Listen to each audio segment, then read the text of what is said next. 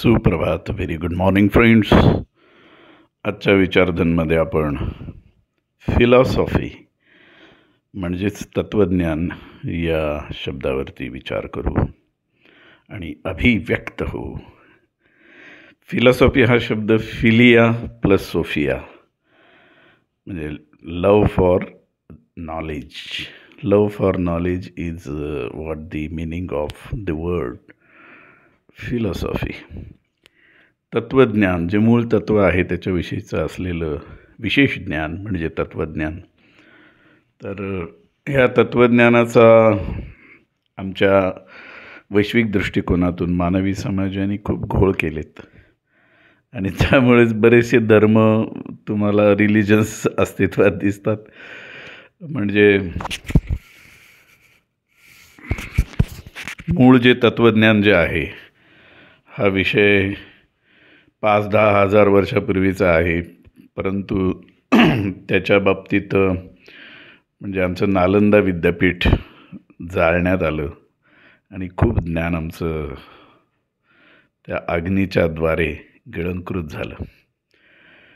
मग त्यामुळे आपल्याकडे ते पुरावे नाहीत की एक खूपच पुरातन असं ज्ञान भारतीय संस्कृतीमध्ये रुजलं आणि त्यामुळे गेल्या 2000 वर्षांमध्ये जे काही घडतं आहे तेच अंतिम सत्य मानून आपण चालतो. पण तसं नाही आहे मित्रांनो, की एखादी संस्कृती नष्ट करायची असेल तर त्यातलं ज्ञान नष्ट करा. ही बुद्धिमत्ता मात्र काही आक्रांता सो कॉल्ड त्या काळी भारतावर स्वाऱ्या करणाऱ्या लोकांनी तो मार्ग स्वीकारला. त्यामुळे भारतातील मूलभूत ज्ञान हे नष्ट करण्यात आलं जाणीवपूर्वक. नालंदासारखं विद्यापीठ जे जाळलं तेव्हा ते 2 वर्ष जळत होतं. करोडो पुस्तकं होती, करोडो. प्रॅक्टिकली करोडो हा शब्द फक्त बोलण्यापुरतं नाही, तेवढी पुस्तकं नालंदा विद्यापीठात होती आणि ते विद्यापीठ जाळल्यानंतर 2 वर्ष ती आग धगधगत होती. एवढा ज्ञानाचा खजिना आमच्या देशामध्ये होता. आणि मग आपल्याला जे आता सध्या जे माहिती आहे ते खूप अलीकडचं आहे, खूप अलीकडचं आहे, पुरातन नाही आहे. मग तुमच्या लक्षात येईल की तत्त्वज्ञानाचा काय घोळ आहे आमच्या मानवी जीवनामध्ये. तर माणसांना फॉलोअर्स पाहिजे असतात. जसं आज आपण मोबाईलवर लाईक्स, फॉलोज आणि फॉलोअर्स, मग यूट्यूब मला सबस्क्राईब करा मग मला पैसे मिळतील, अमकं डमकं जे प्रकार चालतात ना, तेच तत्त्वज्ञानाच्या बाबतीत इतिहासामध्ये घडलेले आहे. की एखादं तत्त्वज्ञान, आता मुळात तत्त्वज्ञान हा विषय येतो कुठून, तर मूळ ज्ञानाचा स्रोत कुठून आहे. तर विश्वाची उत्पत्ती असेल, मानवी उत्क्रांती असेल, evolution of human beings, then how the life started in this world. तर याविषयीचं ज्ञान ते मूलभूत ज्ञान आहे, ते वैज्ञानिक दृष्टीवर आधारित आहे. आता वैज्ञानिक दृष्टी आणि आध्यात्मिक दृष्टी मुळात एकच आहे, पण विज्ञान लगेच म्हणतं दाखव, बाप दाखव नाही तर श्राद्ध कर, आणि ते सत्यच आहे. पण नाही, आमची श्रद्धा आहे. श्रद्धा म्हटलं की एक पळवाट निर्माण होते की हो बापरे यांची श्रद्धा आहे, काय बोलायला नको, आणि मग ॲट्रॉसिटी कायदा असे ते ह्या गोष्टी ज्या आहेत ना त्या कुठेतरी सामोपचाराच्या आहेत, त्या वास्तववादी नाहीत. त्यामुळे सामोपचार कशासाठी, तर द्वंद्व होऊ नये, त्याच्यामधनं काही अनावश्यक गोष्टी घडू नये म्हणून केलेला हा सामोपचार असतो. परंतु मित्रांनो, तत्त्वज्ञान विश्वामध्ये एकच आहे. आता तुम्ही म्हणाल एकच तत्त्वज्ञान, ते वेगवेगळे धर्म कसे. तर बघा गंमत, ईश्वर हा सगुण आहे, म्हणजे तो दृश्य रूपात दिसतो, आपल्या आजूबाजूला आहे. त्याचप्रमाणे तो निर्गुण आहे. तो निर्गुण आहे, निराकार आहे, त्याला आकार उकार काही नाही, तो दिसत नाही, अशी श्रद्धा.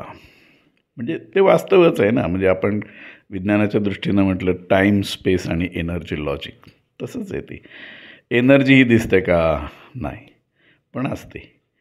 परिणाम दिसतो. हवा असते का, नाही, पण हवेचा परिणाम दिसतो. हवा नसेल तर श्वास घेता येणार नाही आम्हाला.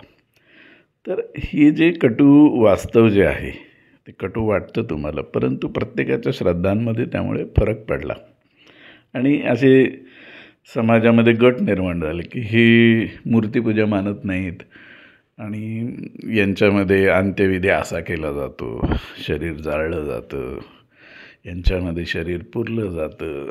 मुळामध्ये सगळे रस्ते तिथंच जातात जिथून सुरुवात झाली. हे मूळ तत्त्वज्ञान तुम्ही जर जाणलं तर तुमच्यामध्ये भेदाभेद अमंगल ही परिस्थिती नक्कीच तुम्ही मान्य कराल की आम्ही हे जे भेद केलेत, हमारा ये धर्म है, हमारा ये ऐसा है. जगामध्ये मुळामध्ये अन्न हे अन्न आहे. मग ते अमेरिकेत बनलेलं असो, ऑस्ट्रेलियात बनलेलं असो, भारतात असो, अन्नाचे स्वरूप त्याचं स्वरूप वेगवेगळं असेल, पण त्यातनं मिळणारा जो अर्क आहे तो सारखाच असतो. जसं आज मेडिकल सायन्स सांगतं की रक्ताचे इतके गट आहेत आणि रक्त लागलं तर तुम्हाला ते लागतंच. आणि मग ते कोणाचं तुम्ही घेता, कुठल्या धर्माच्या माणसाचं घेता रक्त, ते नाही महत्त्वाचं. तो रक्ताचा ग्रुप कुठला आहे, ओ आहे, ए आहे, बी आहे, A plus, A minus, B plus, B minus, A B plus, A B minus आणि ओ प्लस, ओ मायनस, असे रक्ताचे गट विज्ञानाने आम्हाला सांगितले आणि तुमचा गट रक्तगट मॅच होत असेल तेच रक्त तुम्हाला चालतं. त्यामुळे आता दिवस असे आलेत की प्रत्येक व्यक्तीला एक तर तुमचा जन्म आणि मृत्यू हे दोन्ही डॉक्टरांच्या हातात गेलेले आहेत. तुम्हाला सर्टिफिकेट लागतं, जन्म झालं तर तुम्ही मेलात तरी तुम्हाला सर्टिफिकेट लागतं, बर्थ सर्टिफिकेट, डेथ सर्टिफिकेट. तर मित्रांनो, एवढं डॉक्टर या व्यावसायिकांवरती आपण अवलंबून आहोत. परंतु ते आपल्यावर अवलंबून आहेत का? म्हणजे त्यांना काही बंधनं आहेत का? तर नाही हो, त्यांना मोकळीकच दिलेली आहे. आणि मग डॉक्टरांच्या माध्यमातून ज्या वेळेस 2025मध्ये अतिरेकी आपण बघतो, जे बॉम्बस्फोट घडवून स्वतः डॉक्टर असून माणसांची हत्या करतात, त्यावेळेस मग तत्त्वज्ञानाचा विषय येतोच ना. त्यांचं काय तत्त्वज्ञान आहे विघातक असं की जे डॉक्टर असून बुद्धिमान असूनही असं कृत्य करायला ते धजावतात. त्यावेळेस विचार येतो की तत्त्वज्ञानाचा अभ्यास हा अभ्यासक्रमात होतो आहे का आमच्या? तर मित्रांनो, मी तुम्हाला अनेक विषय सांगतो जे आमच्या करिक्युलममध्ये अभ्यासक्रमातच नाहीत. त्याच्यामध्ये तर्कशास्त्र आहे, लॉजिक आहे, सोशल सायन्स आहे, समाजशास्त्र आहे, त्यानंतर नागरिकशास्त्र आहे, त्याच्यानंतर आमचा देश कसा चालतो. तुम्ही असं कुठं फ्लोचार्ट बघितला का की भारताचा कारभार कसा चालतो? इतके राज्य आहेत वगैरे वगैरे, ठीक आहे, पण लोकसभा, राज्यसभा यांच्या निवडणुका होतात. निवडणुका आम्हाला माहिती आहेत, पण यांची कामकाजाची पद्धत काय, तर शासन कसं चालतं, किती खाती आहेत, एवढ्या खात्यांची गरज आहे का, मग ते त्यांची कामं काय, त्यांची कामं कशी चालतात. मग तिथे म्हणजे माणसांना सेवा देणारीच ही सगळी खाती आहेत, पण ती खातात ना, हा प्रश्न आहे. मग त्यांनी सेवा देण्यासाठी त्यांची मानसिकता बदलणं गरजेचं आहे. तर मित्रांनो, भारत देशामध्ये आता उत्क्रांती होती आहे हळूहळू. त्यामुळे जे काही सरकारी कामकाज करणारी मंडळी आहेत, ज्यांना जी सरकारी नोकरी मिळवतात, कारण व्यवस्थित पगार, पेन्शन हे आधारभूत अट्रॅक्शन्स आहेत सो कॉल्ड, की तुम्हाला सरकारी नोकरी पाहिजे असते, तुम्हाला कोणी काढू शकत नाही. म्हणजे युनियन्स असतात, अमकं डमकं सगळं ते प्रकार मग सुरू होतात. आणि मित्रांनो, ह्यामध्ये लक्षात घ्या की शासनाने कसं काम केलं पाहिजे आणि प्रशासनाने कसं केलं पाहिजे. तर शासन बदलतं राजकारणाच्या माध्यमातून, मग त्यांच्या नेते जे निवडून येतात त्यांना ती खाती मिळतात. मग त्या खात्याचा कारभार हा तो मुख्य अधिकारी असतो निवडून आलेला, तो नेता असतो, तर ते प्रशासनावरती त्याचा अधिकार असतो, कोणाच्या बदल्या करायच्या, कोणाचं काय. पण तिथेच जर भ्रष्टाचार सुरू झाला तर मग शासन आणि प्रशासन हे माणसांची सेवा करण्यासाठी आहे का, हा प्रश्न निर्माण होतो. तर मित्रांनो, या सगळ्या गोष्टींच्या पाठीमागे मूलभूत तत्त्वज्ञानच आहे की जे तुमचं धर्मावर आधारित आहे. मग तुम्ही सगुणाची पूजा करा, ईश्वर असण्याची पूजा करा, मूर्तीपूजा करा, नसण्याची पूजा करा. पूजेचे प्रकार जरी बदलले तरी त्याचा मूळ हेतू एकच आहे. तो ईश्वर एक आहे आणि त्याची आम्ही पूजा करतो, त्याच्यावर आमची श्रद्धा आहे. तर इतका सूक्ष्म विचार, खरा हा सूक्ष्म कुठला म्हणायचा, हा सरळ सरळ सरळसोट विचार आहे. तो प्रत्येकाने करावा. आणि व्यक्तिपूजा, मी व्यक्तिपूजेच्या थोडासा विरोधात, कारण व्यक्ती ही चुका करण्यासाठीच आलेली आहे जन्माला. माणूस जन्माला येतो तो चुका करण्यासाठीच येतो. मॅन इज टू मेक इर असं एक तत्त्वज्ञानातलं वाक्य आहे. तर माणूस हा चुका करतो, मग माणसाची पूजा करायची का नाही? माणूस ज्या तत्वांची पूजा करतो त्यांची पूजा आम्ही सगळ्यांनी करायची. एक वेळ व्यक्ती चुकेल, तत्त्व नाही चुकत. तत्त्व हे ज्ञान आहे. म्हणजेच काय की तुम्ही एखाद्या विशिष्ट देवाची पूजा करता आणि आता असं घडतं की अनेक संत महात्म्यांची पूजा केली जाते, मग त्यांच्याकडनं काही अपराध घडला तर मग त्यांच्या भक्तांची पंचायत होते. आता बघा, बरेचसे काही संत महात्मे, काही त्यांच्यावर आरोप असल्यामुळे ते तुरुंगात असतात, तरी त्यांच्या भक्तांना प्रश्न निर्माण होतात की कसं काय महाराजांच्या हातून असं कसं घडलं? तर सो कॉल्ड जे महाराज असतात ते माणसंच आहेत, त्यांच्याकडनं चुका होऊ शकतात. ही माणसं लक्षात घेत नाहीत आणि त्यामुळे प्रश्न निर्माण होतात. पण ती त्या व्यक्तींची गरज पण असते. त्यांना प्रत्यक्ष मार्गदर्शन लागतं. थोडीफार ज्ञानी माणसं असतात, त्यांना अनुभूती असते, त्यांना ज्ञानाचं मार्गदर्शन लागतं. ते पुस्तकं वाचतात, ज्ञान मिळवतात, गुगलला विचारतात आणि आपला मार्ग चोखंदळत असतात. तर असं सगळ्यांनी वागलं पाहिजे मित्रांनो. तर हा भेदाभेद जो आहे अमंगल आहे. म्हणून हे माझं असं एक मनामध्ये विचार येतो की समाजामध्ये अशी पण मंदिरं पाहिजेत की असे किती भेद आहेत. तुम्ही बघाल की प्रामुख्याने असे 7-8च धर्म आहेत की जे भेद व्यक्त करतात. मग त्यांची देवस्थानं वेगळी, अमकं वेगळं, तमकं वेगळं. मग ते एकाच ठिकाणी करण्याची सुरुवात जर सरकारमार्फत करण्यात आली तर सगळ्या प्रकारची लोकं तिथे येतील. स्थान एकच असावं आणि त्या ठिकाणी तुम्ही आपापल्या पद्धतीनं पूजा अर्चा करा. असं जरी केलं ना तर या गोष्टींचं अतिही झालेलं महत्त्व हे कमी होईल आणि मग लोकांना कळेल, अरे पद्धत वेगळी आहे, त्याचा अर्थ एकच आहे. त्यामुळं हा उपचार आहे बरं का, हा चांगला उपचार आहे.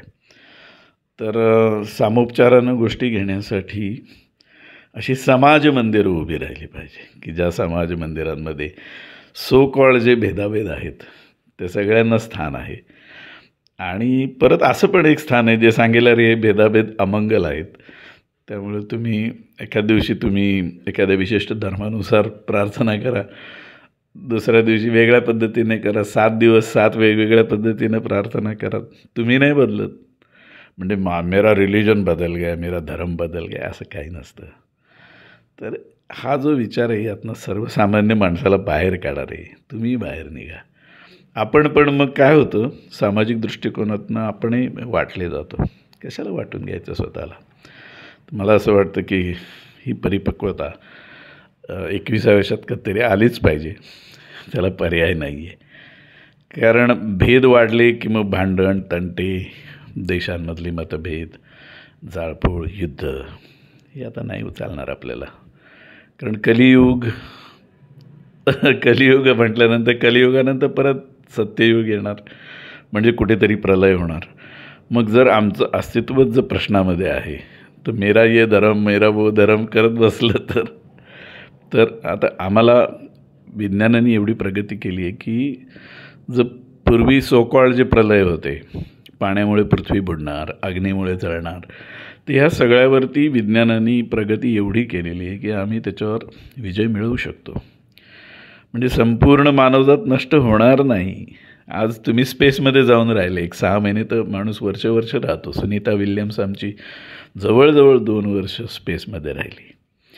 मग जर पृथ्वीवर काही प्रलय होणार असेल, कुठल्याही प्रकारचा प्रकोप, निसर्गाचा प्रकोप होऊन, तर मानवी जे अस्तित्व आहे ते टिकणार आहे, ते आमच्या हातात आहे. तर ते कसं टिकवायचं ते विज्ञानावर सोपवा, आणि जर विज्ञान ते करू शकतं तर विज्ञानावर विश्वास ठेवा. विश्वास कशाला ठेवायचा? विज्ञान जाणणं गरजेचं आहे. तुम्ही अशिक्षित असाल तर तुमचा विज्ञानावर अविश्वास असतो. म्हणजे आज 2025मध्ये ही चांद पे कोई नहीं जा सकता म्हणणारे लोक आहेत. कारण तशा पद्धतीचे संस्कार त्यांच्यावर होत आहेत. ये चांद है वो चांद पे कोई नहीं जा सकता, किधर तो भी गए रहेंगे. असा विचार रुजवला जातो अजूनही. तर मला हेच यातनं असं म्हणायचं आहे की शिक्षण, प्रॉपर शिक्षण हे सर्व समाजामध्ये, सर्व देशांमध्ये, सर्व भाषांमध्ये एक असलं पाहिजे, आणि ते होण्यासाठी प्रयत्न करा. काहीतरी चांगलं करा एकमेकांसाठी. म्याव म्याव करत बसण्यात काही अर्थ नाही आहे. तर मित्रांनो, जरा जास्तीचंच बोललो आहे मी, पण मला माफ करा. तर सर्वांना आजच्या दिवसाच्या शुभेच्छा. थँक्यू.